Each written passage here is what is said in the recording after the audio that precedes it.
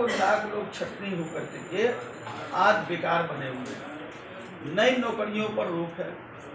तीसरी बात है कि आरक्षण को एक तरह से समाप्त कर दी गई है। नाम है आरक्षण, लेकिन जब पब्लिक सेक्टर खत्म हो गया, सरकारी नौकरी खत्म हो गया, अब इससे बड़ी हद ये हो गई कि जो यूपीएससी के द्वारा लोग आईएएस आईपीएस बनते थे, अब उसमें भी कटौती करके जो कॉरपोरेट घराने के जो उस रैंक के जो उनके पदाधिकारी हैं उसको ला करके और ज्वाइंट सेक्टर आप बना रहे हैं सारे इंस्टीट्यूट में और सारे विभागों में, मंत्रालय में। तो वो कल प्रमोशन होगा तो वो कलेक्टर से लेकर के कमिश्नर तक वो बनेंगे। तो जो हमारे बच्चे आरक्षण वर्ग से आते हैं या जो हमारे बच्चे प्रतिभा के माध्यम से आते हैं, उन बच्चों की तो अब वो भविष्य नहीं होगी। तो ये आप आरक्षण को खत्म कर रहे हैं। और मैं ये साफ करता हूँ, बंच ऑफ थॉट जो गुरु गोलवलकर ने लिखा था आरएसएस, उसमें दो चीजें महत्वपूर्ण हैं। एक तो देश को इतना गरीब बना दो, भूखे बना दो कि लोग भूख के प्रति चिंतित हो जाए, देश के सवालों पर, समाज के सवालों पर वो चिंतित और उसके बारे में सोचना भी भूल जाए, ताकि लोग भूखे रह करके गुलाम बनने की कसर हो जाए और देश पर, समाज पर कब्जा हो जाए। ये उनका एक थ्योरी है। दूसरा है बंच ऑफ थॉट के 133 नंबर पेज पढ़ेंगे, उसमें लिखा हुआ है कि जो दलित समाज के लोग हैं उनको मंदिर में प्रवेश नहीं करने देना है। अगर किसी तरह से प्रवेश कर भी जाए तो उसकी इतना पीटो कि आने वाले लोगों को इस बात का एहसास हो जाए कि मंदिर उनके लिए नहीं है। और धर्म का जिस तरह अफीम खिलाफ, हम धर्म के खिलाफ नहीं है, धर्म तो बहुत ही महत्वपूर्ण चीज है, लेकिन धर्म का अब संस्कृति कर करके जिस तरह से अफीम खिला रहा है लोगों को, और महंगाई, बेकारी, शिक्षा, अर्थव्यवस्था से जिस तरह से विमुख हो रहा है, तो देश बड़ी संकट की ओर जा रहा है। ये देश की अपनी इतिहास रहा है, भारतीय संस्कृति रही है कि हम, और हमारा धर्म भी कहता है कि हम एक दूसरे के साथ प्यार, प्रेम, हर धर्म में है। हिंदू धर्म में भी एक प्रेम की भाषा, इस्लाम में भी है, ईसाई के धर्म में भी है, सिख के धर्म में भी है, बौद्ध के धर्म में भी है और जैन के धर्म में भी है। जितने भी धर्म हैं हमारे यहाँ, सभी धर्म में एक प्रेम, तनाव से मुक्ति, एक दूसरे को प्यार करो। यहाँ तक कि कहा हुआ है कि अगर आपके अगल बगल कोई भूखा है तो पहले उसको खिला दो, तब खुद खाओ। लेकिन यहाँ हिंदू मुसलमान करके इस देश को तनाव का वातावरण करने का काम कर रहा है। तो मैं बार बार इस बात को कहता हूँ कि देश, हिंदुस्तान, ये मानचित्र नहीं है।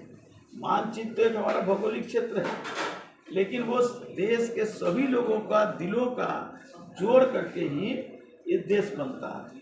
और जब दिल टूटेगा तो देश को तोड़ने से कोई बचा नहीं सकता। आज देश के दलितों का दिल टूट रहा है, अल्पसंख्यकों का दिल टूट रहा है, नौजवानों का दिल टूट रहा है, किसानों का दिल टूट रहा है, महिलाओं का दिल टूट रहा है। तो ये देश को बचाना है। इसलिए 2024 में के पहले हम लोगों ने महागठबंधन बनाया। तेजस्वी यादव जी और हमारी पार्टी 80 एमएलए हमारे रहे, लेकिन हमने राज्य के हित में, देश के हित में हम लोगों ने नीतीश कुमार जी को नेतृत्व दिया, ताकि एक महागठबंधन बने और देश के लोगों को एक दिशा जाए, और उसमें हम सफलताएं प्राप्त कर रहे हैं। आज देश में जो लोग निराश थे, आज उनमें एक आशा बनी है और महागठबंधन बनाने में एक प्रयास शुरू हो गया। यहाँ तक कि रायपुर में भी कांग्रेस ने अपना सम्मेलन किया, तो उसने भी ये कहा है कि हम क्षेत्रीय पार्टियों के साथ मिल करके इस भारतीय जनता पार्टी जिस तरह की शासन कर रही है इसको अपदस्त करने का काम करें। तो स्थिति है आज, और उस पर हम लगे हुए हैं। बीजेपी के लोग कहते हैं कि 24 और 25 भूल जाए महागठबंधन, संदर्भ में आता है। वो तो चाहते हैं कि देश में अब चुनाव ही भूल जाए, 24-25 क्या, अब तो चाहते हैं कि आगे भर तक जो उनका साजिश है, जो उनका बंच ऑफ थॉट है, वो इस देश में अगर वो आएंगे, मैं इस बात को तभी दावे के साथ कहता हूँ 2025 तो दूर रहा, 2024 के बाद वो चुनाव कराना नहीं चाहेंगे। वो इस तरह की एक व्यवस्था लाएंगे। आप देखिए संविधान जो बाबा साहब अम्बेडकर का है, उस संविधान को भी समाप्त करने का साजिश हो रहा है। जो हमारा प्रेम्बुल है, हम भारत के लोग का मतलब हिंदू, मुस्लिम, सिख, ईसाई, चाहे कोई भी धर्म के लोग, किसी भी जाति के लोग, सभी भारतीय हैं। और वो क्या कर रहे हैं, हिंदू, मुस्लिम, सिख, ईसाई और जो हमारी धर्मनिरपेक्षता है, समाजवाद है, हमारी जो समता मूलक है, जो हमारा प्रेम्बुल में लिखा है, उसको वो समाप्त करना चाहते हैं। तो वो तो कहते हैं, सही बात है, मैं उनका समर्थन करता हूँ। मंत्री जी, वो करें कि 2024 को भूल जाए, 24 के बाद चुनाव अब नहीं होगा, हम एक मनुवाद शासन लाने का काम करेंगे। मंत्री जी अभी आप बोले कि हमारे जो है 80 विधायक थे, लेकिन हमने बिहार के हित में नीतीश कुमार को मुख्यमंत्री बनाया। क्या युवा जो है नेता है, नेतृत्व दे सकते हैं तेजस्वी जी?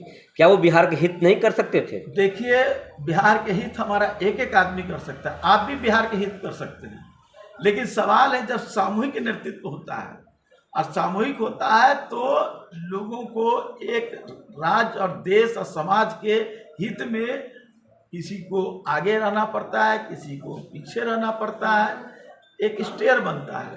तो स्टेयर बनता है तब जा करके आप उस इमारत पर चढ़ने का काम कर सकते हैं।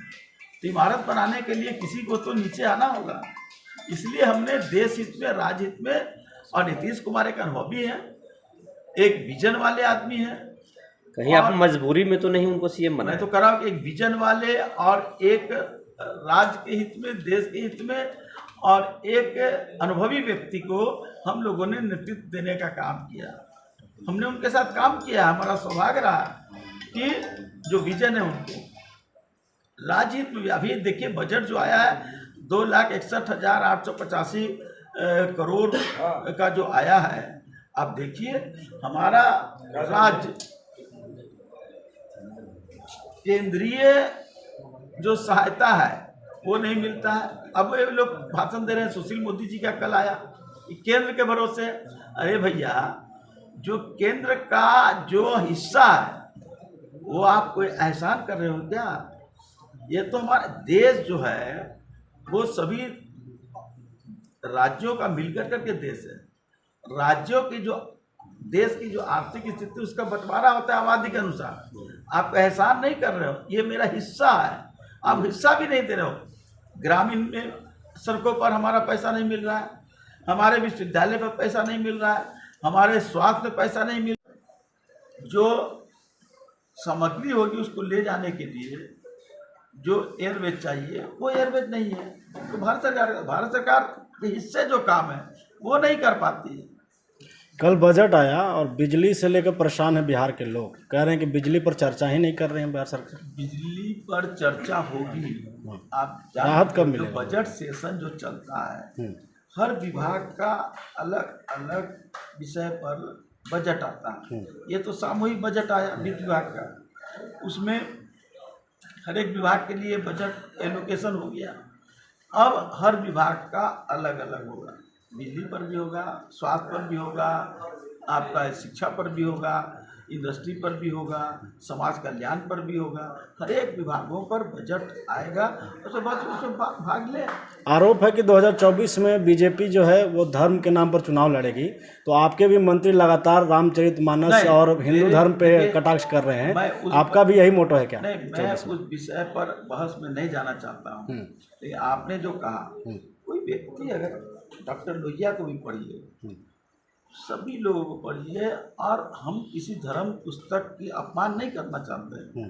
धर्म पुस्तक है, उसका सम्मान करते हैं हर लोगों का। मैं कुरान शरीफ को भी सम्मान करता हूँ, रामचरितमानस का भी सम्मान करता हूँ, बाइबिल का भी सम्मान करता हूँ, आपका जो सिख का है, जो गुरु का है, वो भी सम्मान करता हूँ। लेकिन अगर किसी पुस्तक में अगर कुछ इस तरह से बातें हों जिससे कि समाज टूटता हो, तो ऐसे चीज़ों पर चर्चा तो लोगों को करना चाहिए, लोगों को इस पर मंथन करना चाहिए, मेरा ये कहना है। लेकिन आज सवाल वो नहीं है, आज सवाल है भूख का, आज सवाल है बेकारी का, आज सवाल है कुपोषण का, शिक्षा का।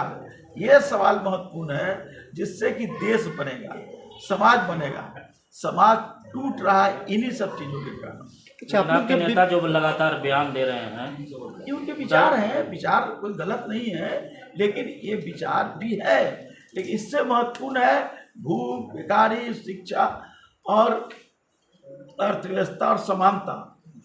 क्या इस देश में भारतीय संस्कृति पर बहस नहीं होगी? हमारी संस्कृति रही है एकता में, अनेकता में।